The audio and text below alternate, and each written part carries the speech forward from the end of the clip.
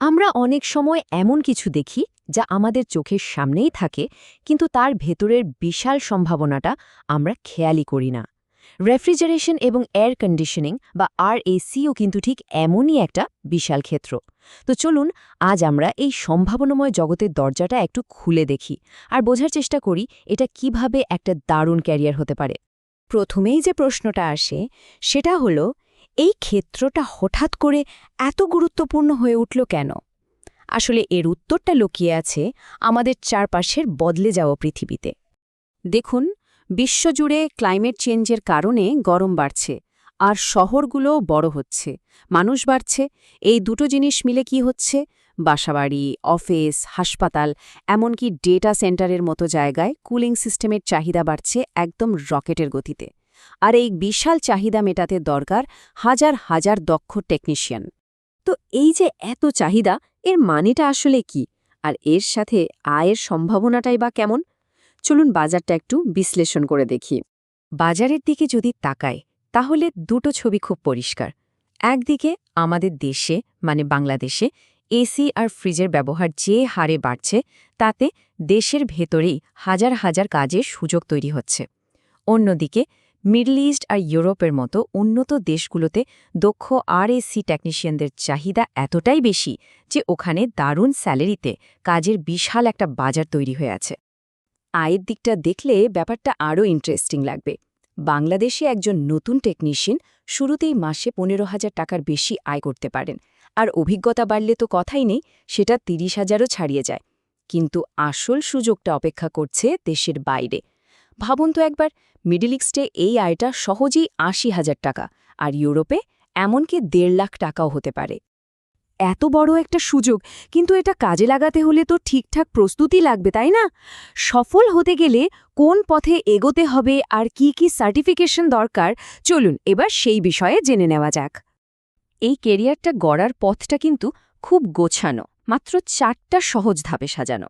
প্রথমে হলো অনুসন্ধান, মানে নিজের আগ্রহ আর যোগ্যতাটা যাচাই করে সঠিক রাস্তাটা খুঁজে বের করা। এরপর প্রশিক্ষণ, যেখানে হাতে কলমে কাজ শিখে নিজেকে দক্ষ করে তোলা হয়। 3 নম্বর ধাপে প্লেসমেন্ট, মানে আপনাকে একটা ভালো চাকরিতে জয়েন করার ব্যবস্থা করা হয়। আর সবশেষে সম্প্রসারণ, যেখানে আরও অ্যাডভান্স ট্রেনিং নিয়ে কেরিয়ারে আরও ওপরে ওঠার সুযোগ থাকে। এই পথে সফল হতে গেলে দুটো জিনিস লাগবেই। এগুলোকে বলতে পারেন আপনার তুরুপের তাস।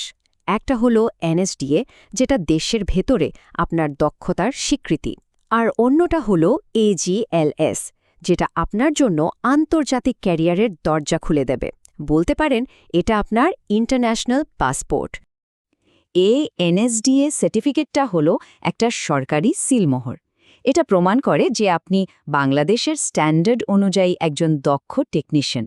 দেশের যে কোনো ভালো কোম্পানিতে চাকরির জন্য এই একটা কাগজই আপনার হয়ে কথা বলবে। আর AGLS, এটা হলো নেক্সট লেভেল। এটা একটা গ্লোবাল স্ট্যান্ডার্ড। যখন কোনো আন্তর্জাতিক কোম্পানি এই সার্টিফিকেটটা দেখে, তারা এক মুহূর্তেই বুঝে যায় যে আপনি তাদের মানের একজন কর্মী। এক কথায়, এটা আপনার বিশ্বজয়ের টিকিট। শুধু আজকের কথা ভাবলে তো চলবে না, তাই না? এই কেরিয়ারে ভবিষ্যৎটা কতটা উজ্জ্বল হতে পারে তার একটা লম্বা সময়ের ছবি দেখা দরকার। চলুন আগামী 10 বছরের একটা রোড ম্যাপ দেখে নিই। ক্যারিয়ারের রাস্তাটা কিন্তু একদম পরিষ্কার।